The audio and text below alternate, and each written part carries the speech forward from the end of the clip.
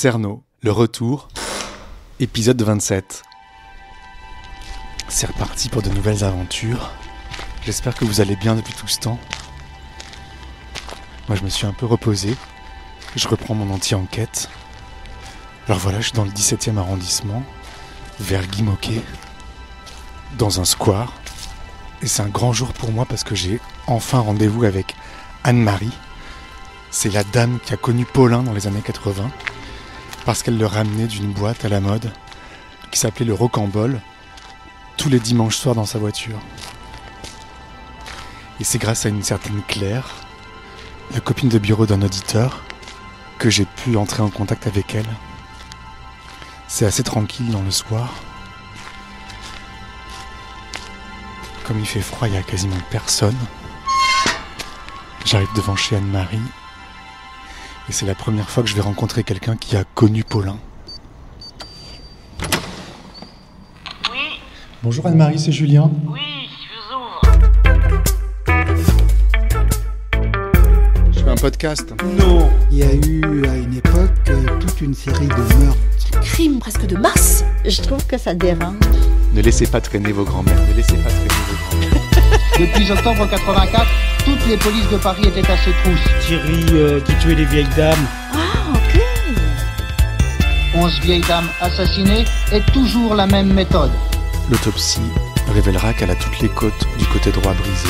C'est peut-être bien la mort.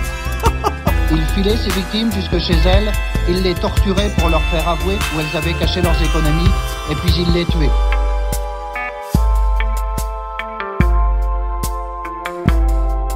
Trois, deux, un.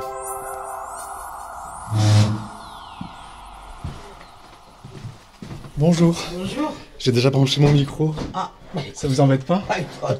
non, moi j'ai la radio qui fonctionne, on va l'éteindre. Merci de m'accueillir. Je vous en prie, je sais pas ce que vous a dit Claire, mais moi je l'ai pas beaucoup connu, Paulin. On le ramenait du Rocambole, c'est à peu près tout, hein. On peut éteindre la radio? Ah ouais, bien sûr. Les syndicats dans les rues de la capitale, mais également dans d'autres villes. Vous n'êtes pas allergique au chat au moins? Ah, j'adore les chats. D'accord, non. J'en ai un. D'accord. Vous voulez boire quelque chose? Un café? Volontiers. Alors, une tasse. Alors, vous êtes en train de déménager? Oui.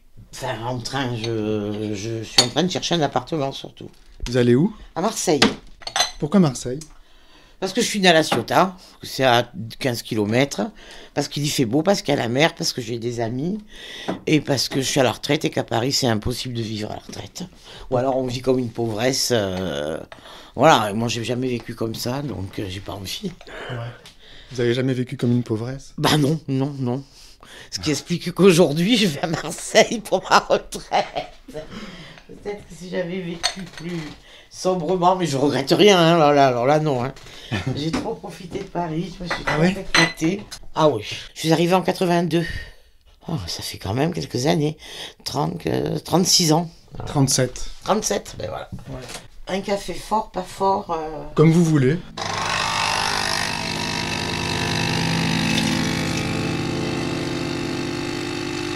Poule. Je vous laisse imaginer la tête que j'ai fait quand j'ai vu sa photo sur le journal. Ça fait drôle quand même. Surtout que sur le journal, je me souviens, c'était même pas moi qui lisais le journal. C'était une nana et qui, à côté de moi, là, au bureau, et on aurait dit un bandit. On aurait dit le bandit, quoi, là. Franchement, c'est pas la tête qu'il avait, quoi. Il avait la tête de monsieur tout le monde. Il avait pas des yeux de sanguinaire. Il était plutôt souriant, timide, c'est vrai. Il parlait pas beaucoup, ça c'est vrai. Bon, enfin bon, voilà, il nous connaissait pas plus que ça. Et nous, on le ramenait de Villecrène, en fait. Moi, j'habitais à côté de la mairie du 18e. Et lui, on l'a déposé vers Place Clichy, par là. Je sais pas où il habitait exactement. Franchement, on l'a jamais déposé devant chez lui. Un sucre? Non, merci.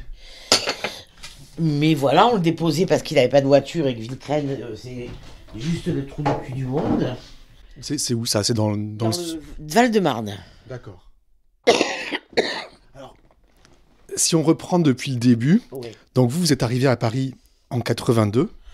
Ouais, c'est ça. Et donc, vous alliez dans une discothèque. Une fois par semaine et que celle-là.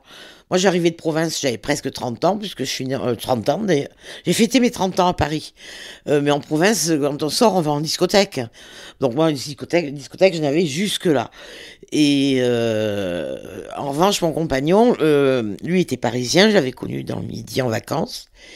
Et il allait dans une discothèque de travestis qui était à l'époque, si je me trompe pas, sur les quais de la Mégisserie, et qui avait déménagé donc à Villecreine.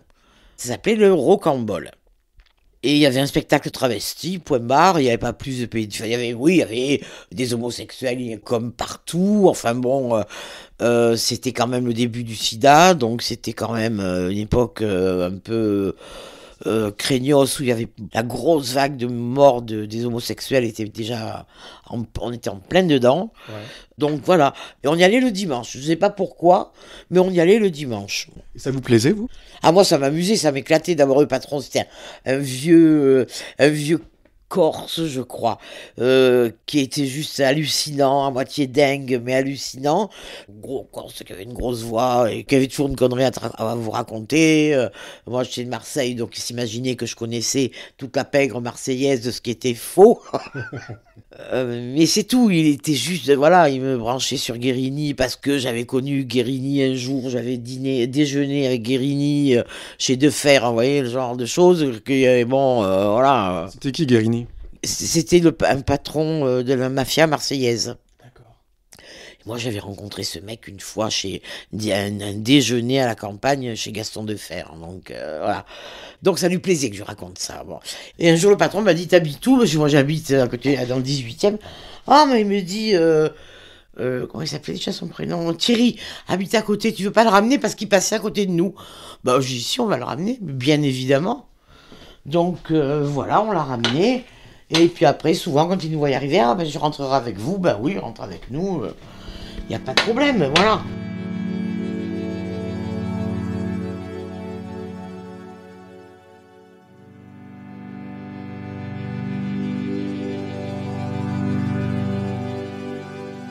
C'était une boîte qui était assez mythique, j'ai l'impression, dans les années 80, cette boîte, le Rocambole. J'arrivais à Paris. D'après Didier, oui, qui était parisien, oui. Didier, c'était votre compagnon? Oui. Le lieu était beau, il y avait une ancienne salle de restaurant, c'était grand, il y avait des spectacles sympas, il y avait 2 ou 3 salles. Il y avait la salle où il y avait le spectacle, qui était immense, il y avait une autre salle qui était une salle de restaurant, voilà, où on pouvait donc boire des coups assis, ce qui est rare et plutôt agréable à 3h du mat quand on a 3 grammes dans le... Hein. Non mais c'est vrai, faut voir, c'était quand même cette époque-là. Quand même. Enfin, bon, j'ai toujours bu, donc... Aujourd'hui aussi. Non, pas aujourd'hui, mais je veux dire, mais voilà, samedi, je suis sorti, j'ai bu une bouteille de champagne. Et bon, ça a toujours été ma vie, ça. Donc, je trouvais... Et les boîtes où on est debout au comptoir avec sa coupe de champagne, là, comme des pauvresses, ça m'a toujours gonflé, moi, ça. Mais voilà, après, c'est tout. On regardait le spectacle, ça nous plaisait pas. On l'avait vu la semaine d'avant, ça nous gavait. Enfin, voilà. Vous y alliez tous les dimanches? On va dire, allez, 2 dimanches sur 3, voilà.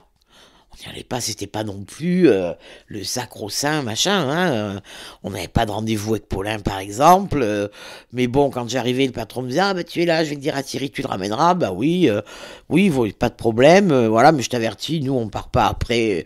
Nous, on rentre pas à 5h du matin. Demain, on bosse. Enfin, non, mais quand vous partez, je le libère, il s'en va. Enfin, bon, voilà, c'était... voilà, il comprenait que c'est vrai que je sais pas comment il y allait, par contre, en revanche. Au Cambodge. Peut-être qu'il allait, je sais pas moi. J'en sais rien. Franchement, j'en sais rien. Vous parliez de quoi dans la voiture? De ce qu'on avait vu dans la... alors, il était fatigué, sûrement, quand on le ramenait, parce qu'il avait ou dansé, ou travaillé, ou servi toute la nuit. Bon, j'imagine qu'il devait être juste très fatigué. Enfin, c'était pas un mur. Si on lui parlait, il répondait. S'il avait assisté à un truc rigolo dans la soirée, il nous le racontait. Enfin, bon, voilà... C'était rendre service à un mec qui bossait, qui était fracassé, et qui... mais voilà, mais un jour, par exemple, j'ai raconté un truc dans la voiture, où c'était une petite Fiat Panda ou une Renault 5, c'était l'une ou l'autre, je sais plus quelle voiture c'était. J'ai des amis du Midi, quand ils ont su qu'il y avait un mec qui tuait toutes les vieilles autour du 18e, qui savait que j'habitais là, j'avais trouvé ça très drôle, m'avait envoyé un flacon de crème anti-rides pour pas que je vieillisse. Et je racontais ça à Didier dans la voiture parce que voilà, j'avais été à la poste la veille ou le samedi pour récupérer le paquet, je me demandais ce que c'était, et c'était juste une crème anti-rides pour, voilà, parce que on disait qu'on tuait les vieilles autour de la maison. J'ai raconté ça dans la voiture, et il y a eu une espèce de gros... Il y avait Paulin dans la voiture? Bien sûr. Ça, je m'en souviens de ça. Quand j'ai vu sa photo sur le journal, j'ai repensé à ce moment-là. J'ai dit, mais putain, c'est pas vrai, j'ai raconté ça devant lui, quoi, en plus. Il filait ses victimes jusque chez elles, il les torturait pour leur faire avouer où elles avaient caché leurs économies, et puis il les tuait.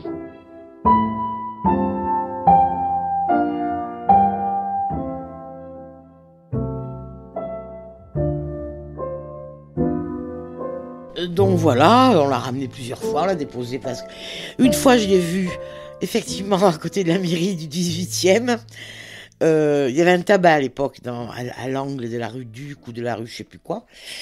Et je suis rentrée au tabac et c'est lui qui m'a fait signe en sortant. Ah, j'ai dit, ben, qu'est-ce que tu fais là? Ben, il me dit, rien. Il me dit, tu bois un café avec moi? Je dis, non, je te remercie.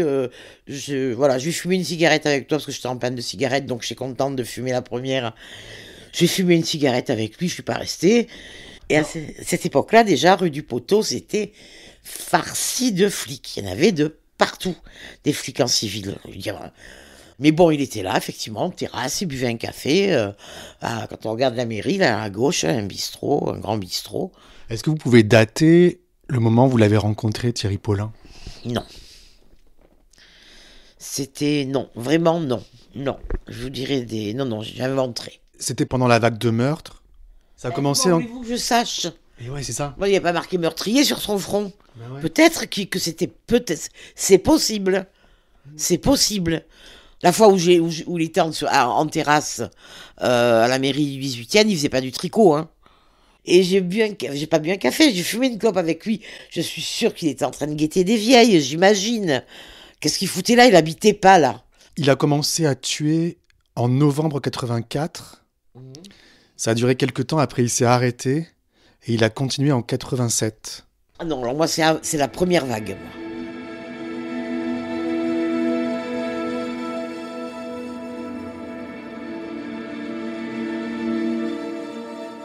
Et c'était plutôt un beau garçon, Paulin. C'était pas l'image du journal que j'ai vu, quoi. Il était comment alors? Physiquement? Ouais, physiquement et... C'était un beau mec, grand beau mec. Très mat de peau, moyen métis. Réservé, mais le mec dont... Enfin, moi, en tous les cas, c'est le mec sur lequel je me retourne dans la rue, à la limite. Voilà. C'était pas du tout cette espèce de figure de... Du diable. Ouais, voilà, vraiment pas.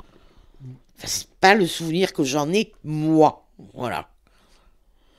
Il était aimable avec les clients, enfin bon, ça c'est son métier, il était payé pour ça, hein, mais bon.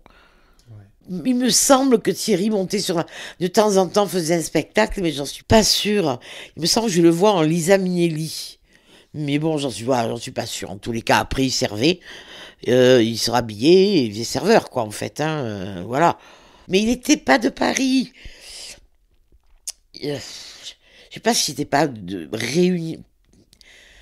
moitié réunionnais ou moitié... je sais pas antillais. D'accord, voilà.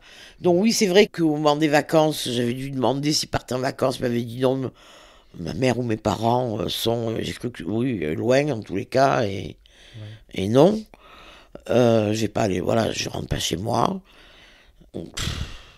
Tout ce qu'il y a de plus normal. Voilà, c'est pas le mec à qui j'avais envie de rouler une pelle, mais c'est pas le mec non plus qui me dégoûtait parce qu'il était, je le sentais malsain, pas du tout. Voilà, le mec normal, oui, normal. Il était seul? Il avait un mec, enfin, il parlait d'un mec. Il avait une conversation un jour avec Didier. Moi, ma boîte, l'endroit, mon cabaret préféré à Paris, c'est pas le plus chic, c'est le Paradis Latin. Ouais. Alors, il y a beaucoup de gens qui ont... Je suis allé à tous, hein, bien sûr. Moi, Didier m'a fait venir de ma Provence. Il avait intérêt à assurer derrière que je passe des bonnes soirées à Paris. J'avais pas envie d'aller manger. Donc voilà, il m'a emmené partout. Et le paradis latin, on y retournait souvent. Parce que le mec, d'abord, le maître de cérémonie était de Salon de Provence. Et moi aussi. Alors donc, on était gâtés. Il parlait, aujourd'hui, la salonnaise est là. Enfin, j'adorais ça, je trouvais ça très drôle. Enfin, passons. Et j'ai un souvenir... un Max ou Matt ou un truc comme ça, Max, je crois. Il disait qu'il travaillait au Paradis Latin et qu'en fait, on devait y aller à l'époque où ils y travaillaient. Enfin, je sais plus, il y avait une histoire de... Jean-Thierry Mathurin. Pardon ? Jean-Thierry Mathurin. Ah non, c'était court, c'était un nom comme Max, Matt peut-être. Matt, son surnom peut-être. Peut-être. Non, ça c'est un fait. Ça c'est factuel ce que vous me dites. Il avait un complice qui était son amant en 1984 qui s'appelait Jean-Thierry Mathurin. Peut-être lui qui l'appelait Matt alors.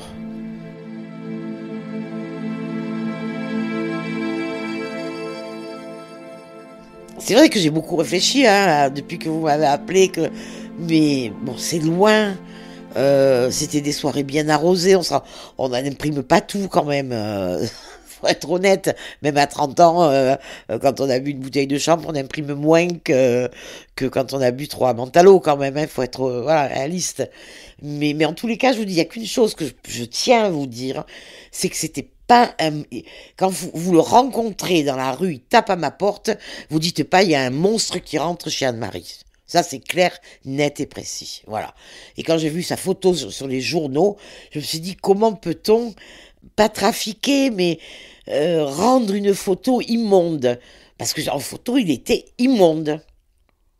Vous, à l'époque, vous aviez entendu parler des meurtres, donc des vieilles dames. Évidemment. Puisque j'avais reçu le pot de crème. On parlait que de ça. Surtout quand on habitait le quartier. Puis je vous dis, le marché de la rue du Poteau était farci de flics. Et vous, qu'est-ce que vous en pensiez à l'époque ? Vous étiez jeune ? J'étais jeune, oui, enfin je m'en foutais pas, je trouvais pas ça drôle qu'on trucide des vieilles, franchement, je trouvais ça, navrant, mais moi j'arrivais à Paris, donc je me disais, à Paris c'est une ville, tout le monde m'avait dit que c'est une ville dangereuse, voilà, on y est, à Paris on tue les vieux, voilà.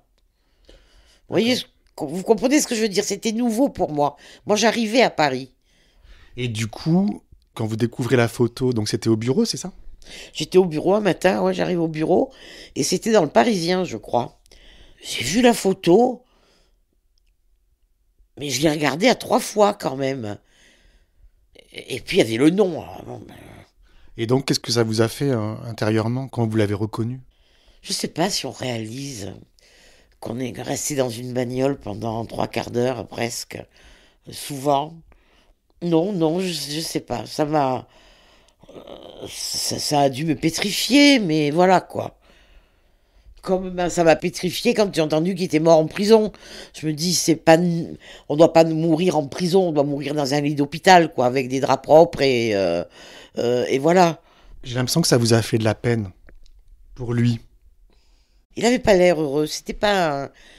il était plutôt introverti. Donc, nous, on était très extravertis, on disait que des conneries, on rigolait. C'était vraiment... il était le contraire de ce que nous, on pouvait être, en tous les cas.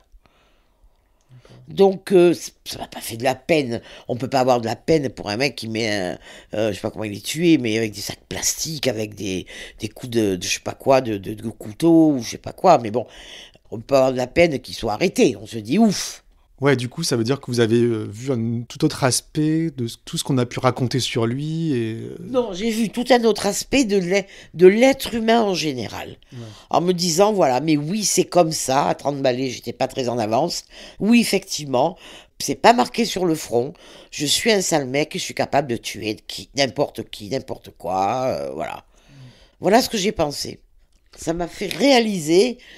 qu'une tête de tueur, c'est pas la tête qu'on voit dans les journaux, ça c'est sûr. En quelle année il est mort ? En 89, du sida. Oui. Didier était 80, il est mort en 93, il était déjà malade, donc oui, voilà, je ne pouvais pas rester insensible à ça, voilà, parce que oui, je sais pas comment c'est quand on meurt en prison, mais ça doit pas être très, je sais pas très confort, je sais pas, moi j'en sais rien, je suis pas encore allé en prison. Peut-être que vous allez me faire devenir une complice de Paulin, que dans un an je penserai à vous en de prison. Ouais, c'est ce que j'allais dire, pourtant vous avez fréquenté des serial killers. Ouais. Et Didier est mort de maladie aussi. D'accord. La même. D'accord. Voilà. Ok. C'est comme ça.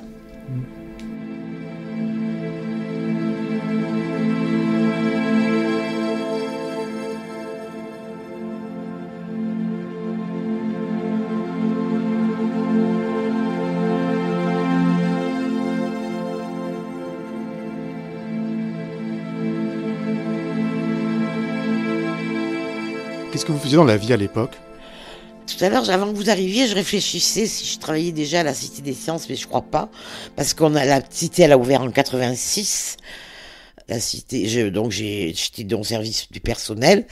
Alors en revanche, ce que je me souviens, c'est que un mec de la Cité des Sciences, qui était parti 1 an en mission au Japon, que je croise un matin par hasard, il rentrait du Japon dans le PC, puisque à cette époque-là, j'allais encore en PC à la Cité.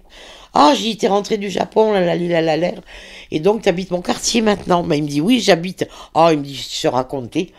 J'ai acheté un appartement dans le 18e.